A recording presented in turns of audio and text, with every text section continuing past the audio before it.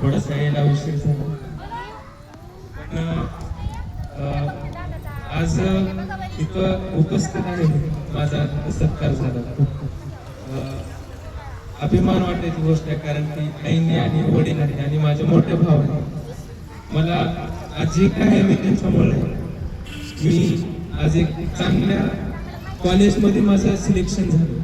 आता माझं first year संपायला आलं.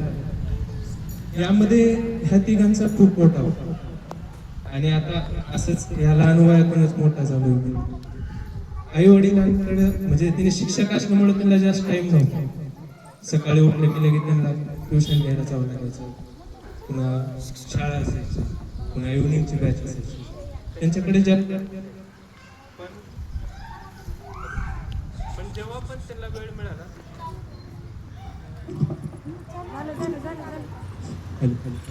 पण त्यांच्याकडे जेव्हा पण वेळ असायचा त्यांनी आम्हाला, मला नाही वाटत ह्या वयामध्ये त्यांनी मला किती मार्क आले, कसं चालू आहे अभ्यास, काय ह्या गोष्टी कधी विचारल्या असतील. पण त्यांनी मला जवळ बसून मायाने थोडे बहुत दुनियादारीच्या गोष्टी सांगितल्या. असं नाही की ह्या वयात फक्त अभ्यास अभ्यास अभ्यास महत्वाचा असतो. ही महत्वाचं म्हणजे मी पालकांशी बोलायला, ह्या वयात तुम्ही त्यांचा अभ्यास बघण्यापेक्षा आपलं लेकरू कसं घडायले, विद्यार्थ्यांमध्ये त्याचं काय चालू आहे थोड्या वेळ बसा, त्यांच्या सोबत गप्पा मारा. एक विद्यार्थी कसं घाबरत असतो आपल्या पालकाला, तर मग पालक म्हणून नाही तर एक मित्र म्हणून सोबत हे खूप मोठी गरजेची गोष्ट आहे. कारण की मला आठवते घरी आले की मी शाळेहून आईसोबत काय झाले काय नाही बोलायचो, पप्पा बसायचे त्यांच्यासोबत गप्पा मारायचो. फक्त अभ्यास ह्या वयोगटात फक्त अभ्यास महत्वाचा नाही, बाकी गोष्टींचा खूप मोठा वाटा असतो. कारण की 8वी पर्यंत मला नाही वाटत मला काही खूप मार्क यायचे किंवा असं काय वर्गात टॉपरच होतो. असं असायचं की 8वी पर्यंत वाटायचं मला पुढे पण काय बनता हे का नाही, अशा परिस्थिती होतो. पण 8वी नंतर जसं वडिलांनी आईनं माझ्या संस्कारावर ध्यान दिलं, 8वी नंतर मलाच लक्षात येऊ लागलं की मला पुढे समोर नेमकं बनायचं काय, त्याच्यासाठी काय करावं लागेल काय नाही. ह्या सगळ्या गोष्टी अभ्यासातून विकसित होत नाही. ह्या सगळ्या गोष्टी एका आई वडिलांनी त्यांच्या विचार माझ्यापर्यंत पोहोचवले होते. असं नाही की आले किती मार्क पडले वा वा वा चांगलं आहे चला लेकरू चांगलं शिकायचे, तसं नसतं.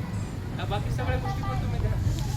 आणि पुन्हा अजून एक सांगायची गोष्ट म्हणजे मला आठवतंय, आई शनिवारी शनिवारी हाफ डे असायचा, मग सकाळचं ट्युशन यायचं रात्रून असायचं. आईला असं वेळ देता येत नव्हता. पण शनिवारी आमची शाळा 8ला भरायची. सकाळी 2 तास आई आम्हाला जवळ घेऊन बसायची आणि कसं चालू आहे बेटा, कसं चालू आहे अभ्यास काय नाही, या सगळ्या गोष्टी सांगायच्या.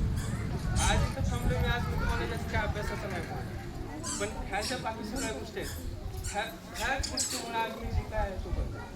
मला नाही वाटत की 8वीपर्यंत किंवा 9वीपर्यंत खूप अभ्यास केला असेल आधी पण होतो.